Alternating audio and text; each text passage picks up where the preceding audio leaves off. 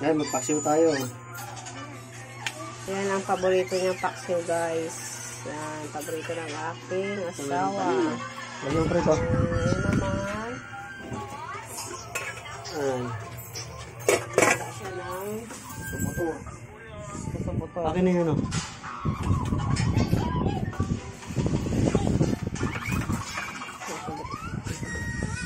Ate, siliksos ate.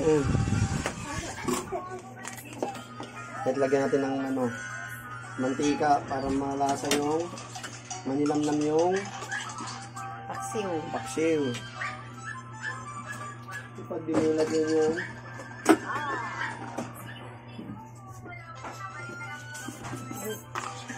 hindi mo lagyan toyo yan.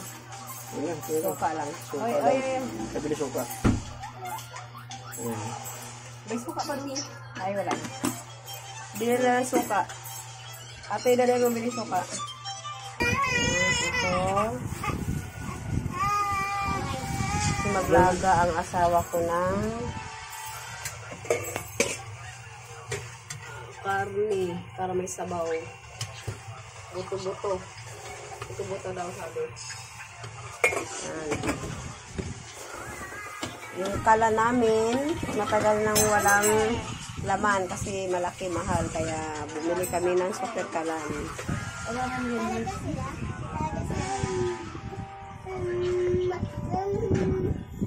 Ano yung ulam mo?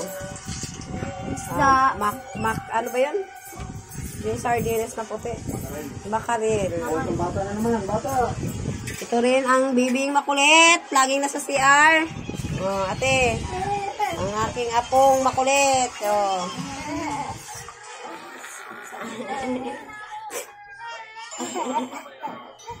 Hello, Elijah. How are you? Fine? Okay? Okay? Okay? Yung ihalo ko sa mga nilaga na buto-buto ng baboy. So, sarap yan. Ang tagal nga kumulo. Ito yung isda na nilinisan ko kanina. Masarap na isda to. Malasa talaga. Depende rin siguro talaga sa pagkaluto. Pero kahit na masarap talaga yung isda na yan. Ano bang tawag sa isda na yan, guys? Ito naman yung repolyo, ihalo ko sa may nilaga. Ang tagal kumulo naman.